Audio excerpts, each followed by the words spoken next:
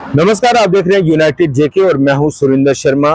इस वक्त पूरे देश और दुनिया के लिए सबसे बड़ी खबर और सबसे दुखद खबर यह है कि आज गुजरात के अहमदाबाद में जिस तरह से एयर इंडिया का जो बोइंग विमान है वो क्रैश हुआ है और उसमें अब जो खबर आ रही है वो ये कि सभी 242 जो इसमें पैसेंजर थे, यात्री थे, सभी 242 लोगों की मौत हो गई है। इस बात की पुष्टि जो है वो की जा रही है कि अहमदाबाद के सरदार वल्लभ भाई पटेल इंटरनेशनल एयरपोर्ट से जब लंदन के लिए उड़ान भरी गई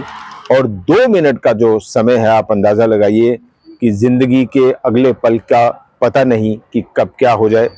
जिन लोगों को लंदन जाना था या कहीं और वहाँ से अपने कामकाज, घर परिवार, रिश्तेदारों के घर जाना था, मिलने जाना था, वो देखते ही देखते सब कुछ मातम में बदल गया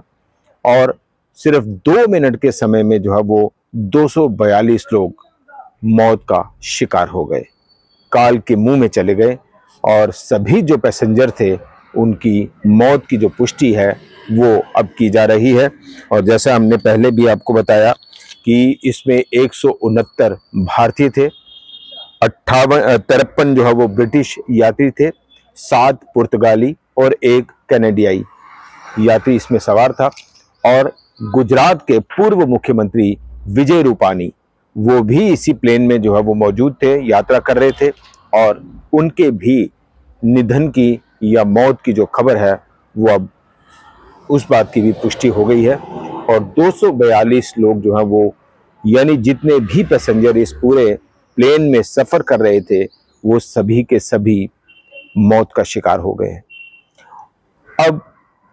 चीजें जो है वो खंगाली जा रही हैं, टटोली जा रही हैं कि क्या कुछ कारण थे, कुछ तकनीकी कारण जो है वो बताए जा रहे हैं। और ये भी जानकारी आ रही है कि जो इस प्लेन का जो पायलट था, 2 पायलट जो है वो इसमें मौजूद थे और एक पायलट जो सुमित सबरवाल, उसने जब जो अंतिम कॉल बताई जा रही है, लास्ट कॉल जो वो बताई जा रही है, उसमें मई डे का इस्तेमाल जो है वो किया गया। यानी मई डे ये ऐसा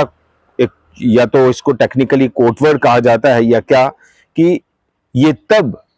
मई डे जो है वो इसका इस्तेमाल होता है जब इंटरनेशनल इमरजेंसी जो है वो आपातकालीन स्थिति में, अंतरराष्ट्रीय आपातकालीन स्थिति में जो है वो इसको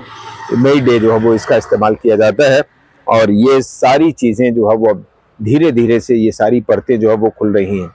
जैसा हमने पहले आपको बताया पहली रिपोर्ट में कि जिस बिल्डिंग पर विमान गिरा उस वक्त उस बिल्डिंग में करीब 50 से 60 इंटर्न डॉक्टर्स जो है वो मौजूद थे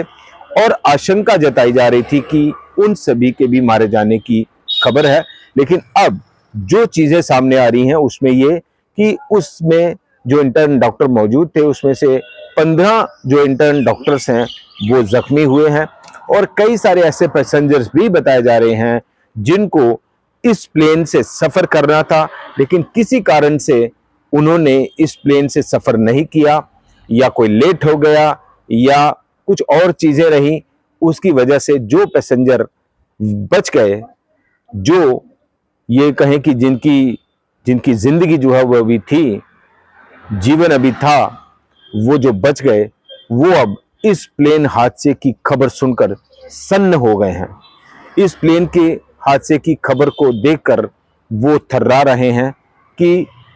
आखिरकार अगर वो भी इस प्लेन से सफर करते तो आज वो भी इस दुनिया में नहीं होते। तो इस तरह की जो चीजें हैं वो अब लगातार जो है वो सामने आ रही हैं और पूरे देश के लिए, पूरी दुनिया के लिए ये एक बहुत बड़ी खबर है, बहुत दुखद खबर है कि एयर इंडिया का जो 787 ड्रीम प्लानर बोइंग विमान था वो आज किस तरह से एक बड़े हादसे का शिकार हो गया। जब वो टेक ऑफ करने लगा तो जो रनवे है उसकी बाउंड्री वाल से जो है वो टकरा गया, धमाका हुआ और करीब करीब यहाँ आपको बताएं, जैसा हमने पहले भी जो है वो ये रिपोर्ट आपको बताई थी कि करीब 625 फीट की हाइट पर जो है वो प्लेन जब क्रैश हुआ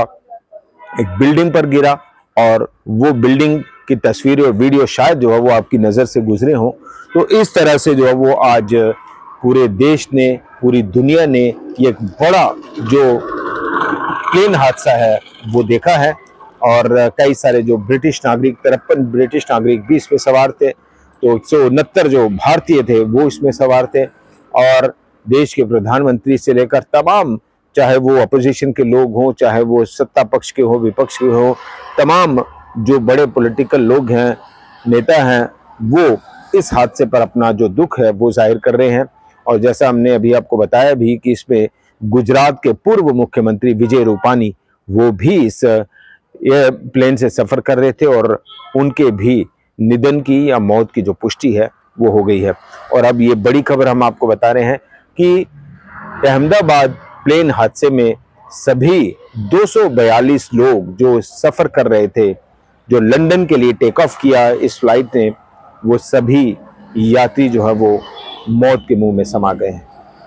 हमारी ओर से भी इस हादसे पर गहरा दुख और शोक व्यक्त करते हैं हम, और तमाम जो पीड़ित परिवार है, जिनके घरों के जो सदस्य